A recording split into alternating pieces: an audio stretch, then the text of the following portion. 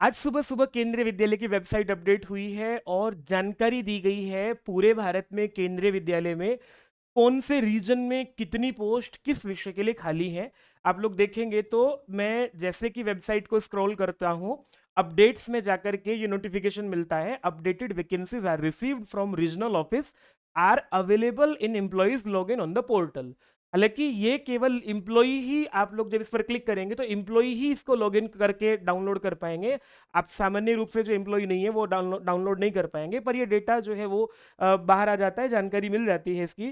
तो ये केंद्रीय विद्यालय के द्वारा जो पीडीएफ डाली गई है वो इस तरह से है। यहाँ रीजन, स्टेशन, पोस्ट, सब्जेक्ट और उसके साथ वैकेंट पोस्ट लिखा हुआ है।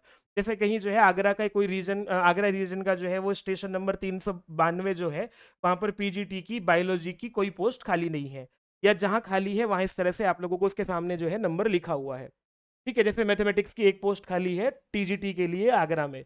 तो ये पूरा का पूरा डेटा कंपाइल करके मैं आप लोगों को बता देता हूं कि पूरे भारत में केंद्रीय विद्यालय में कितने पद किस विषय के लिए रिक्त हैं, जिसके आधार पर 2024 में वैकेंसी आप लोगों को देखने को मिलने वाली है। ये मैं आपको दिखाता हूँ, पूरी डिटेल इस तरह से मैंने बना ली है।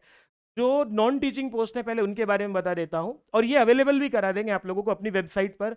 मैं आप लोगों को मेरी वेबसाइट विजिट करेंगे जाकर के तो मैं अभी दिखा भी दूंगा, आपको वो दिख जाएगा। तो यहाँ से आप लोगों को संस्कृत पाठशाला के अंतर्गत मैंने ये सारी जानकारी दे दी है। असिस्टेंट सेक्शन ऑफिसर जो है उसके 160 पद हैं।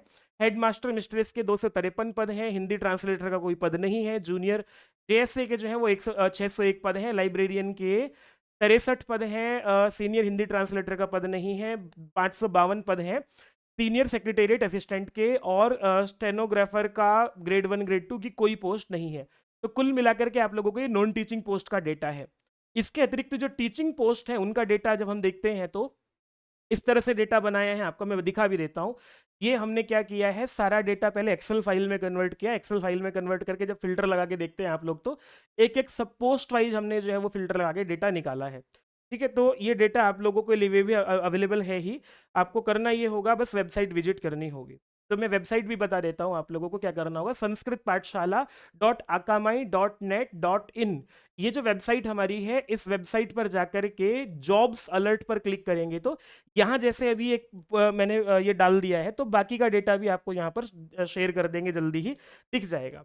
अब मैं बताता हूँ कि जो पीजीटी की कुल मिलाकर के पोस्ट है, टोटल पोस्ट पीजीटी की हुई 1541 पोस्ट, जिनमें से कि सब्जेक्ट वाइज डेटा ये है। बायोलॉजी की 145 सीट है, बायोटेक्नोलॉजी की 5 सीट है, केमिस्ट्री की 195 वैकेंसी है, कॉमर्स 74, कंप्यूटर साइंस 135, 138 इकोनॉमिक्स, 179 जो है वो इंग्लिश, जियोग्राफी का 70, हिंदी का 146 और हिस्ट्री की 79, मैथमेटिक्स की 164 पोस्ट है, फिजिक्स की 211 पोस्ट है। कुल मिलाकर के 1541 पीजीटी की पोस्ट है। सब्जेक्ट वाइज आप लोगों का डेटा ये है। आप चाहें तो इसका स्क्रीनशॉट भी जो है वो ले सकते हैं। अब मैं आगे बढ़ता हूं, तो टीजीटी के लिए जो कुल मिलाकर के पोस्ट है वो हमारी अवेलेबल होती है। 2863 पोस्ट टीजीटी के लिए है, जिनमें से कि सब्जेक्ट वाइज डेटा बताऊं तो आर्ट एजुकेशन 80, बायोलॉजी 358, इंग्लिश का 475, Hindi 371, mathematics 517, physical and health education 89 Sanskrit की 361, 444 पोस्ट सोशल साइंस की है, वर्क एजुकेशन की 168, कुल मिलाकर के 2863 पोस्ट है। प्राइमरी में दो तरह से वैकेंसी है। जो प्राइमरी की नॉर्मल रहता है वो पीआरटी के लिए 1528 पोस्ट है, 1528। इसी में म्यूजिक के लिए अलग से जो है वो 1603 पद कुल मिलाकर के हो जाते हैं।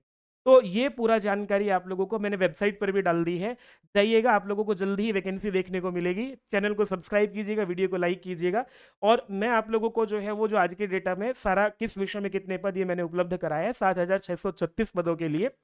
इसकी एलिजिबिलिटी को लेकर के और वैकेंसी को लेकर के आगे भी वीडियोस आप लोगों को मिलते रहेंगे। चैनल को सब्सक्राइब कीजिएगा। आप लोगों के क्या विचार हैं, आप लोग इस चैनल को किस तरह से देखते हैं, मुझे कमेंट करके जरूर बताइएगा। नंबर भी है जिस पर आप व्हाट्सएप करके हमसे कोई भी जानकारी प्राप्त कर सकते हैं। नमस्ते।